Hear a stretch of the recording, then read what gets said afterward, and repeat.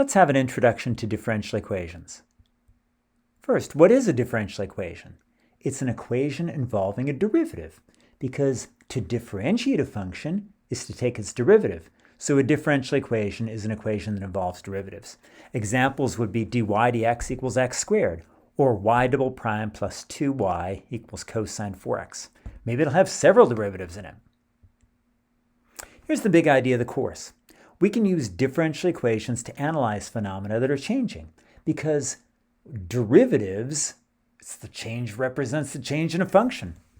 For example, we could use it to analyze the electrical current in a wire, the flow of air around an airplane wing, population of fish in a lake, the rate at which one chemical compound turns into another, or the number of people infected with a disease. These are all realistic applications of differential equations, not bogus ones that you sometimes see in textbooks.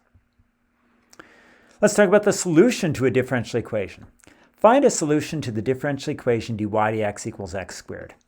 Think about what this means. We're saying we have some function y, and the derivative of the function is x squared. Okay, what's a function that has x squared as its derivative? How about x cubed over 3? The derivative dy dx would be x squared. And more generally, x cubed over 3 plus c. This one's a little trickier. Find a solution to the differential equation dy dx equals y. Again, think about what this means. We have a function y, and when we take the derivative of that function y, we just get y back. Can you think of a function that's its own derivative? You take the derivative of the function, and you get the same function back. How about e to the x? E to the x is its own derivative. The derivative dy dx is simply e to the x. So again, dy dx equals y. The derivative of the function, I mean, you can draw this out if you want to, y equals e to the x. So dy dx, what's that?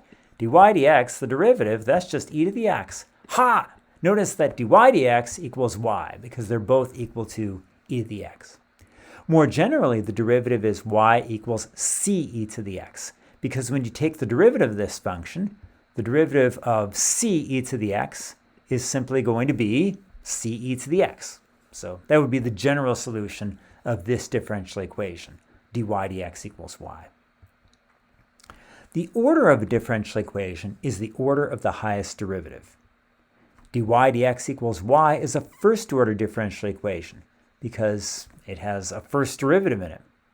By contrast, y double prime plus 4y prime plus 3y equals sine x is a second-order differential equation because the highest derivative, highest order of the derivative is 2. An ordinary differential equation is linear if it is of this form. Oh my goodness, we're just dumping the definitions on you today, aren't we? But you'll be fine. Okay, so you have some function of x, let's say a sub n of x times the nth derivative of y, plus some other function of x, let's call it a sub n minus 1 of x, times the n minus first derivative of y, plus blah, blah, blah, blah, blah, plus a sub 2 of x times y double prime, plus a sub 1 of x times y prime, plus a sub 0 of x times y equals f of x. Again, you just have function of x times derivative of y equals some function of x. For instance, dy dx equals x is linear. It's pretty basic. It's something of this form. a1 of x, y prime, equals f of x. Because in this case, you don't really have, the function that's in front of the y is just 1. So you have this y prime equals x.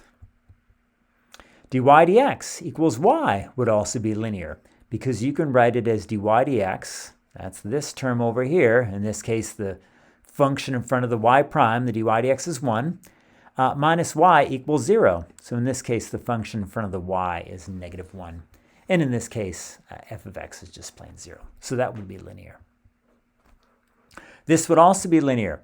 xy double prime, okay, this is your function of x in front of the y double prime, plus 4x to the 10th y prime. This would be your function 4x to the 10th, that's a sub 1 of x, plus 3y, okay, in this case 3, that's your function a sub 0 of x, equals sine x. So in this case, sine x would just be the f of x. So that's a linear differential equation. By contrast, y double prime plus 4y prime squared plus 3y equals sine x is not linear. Here's the problem. You can't have y prime squared. You can have some function of x times y prime, but you can't have y prime squared. That is not linear. Find the order of the differential equation and state whether it's linear or nonlinear. What do you think the order is? It's a third order differential equation because the highest derivative is the third derivative. Is it linear? This looks like a linear term. This is okay, function of x in front of y double prime. This looks fine, 3y prime up. I think that's problematic. This is not linear because you can't have y squared. If we scratch this out, then it would be linear. But yeah, we can't do that. So yeah, it's not linear. Let's talk about verifying a solution to a differential equation. What does that mean? Let's verify that y equals sine x is a solution to the differential equation y double prime plus y equals 0. Here's how we do that. So y equals sine x, that means y prime, the derivative is cosine x, y double prime is negative sine x. So let's plug those into this differential equation. Y double prime plus y is going to be, sine x plus negative sine x, which turns out to be 0. Y double prime plus y is indeed 0. So yeah, that is indeed a solution to the differential equation.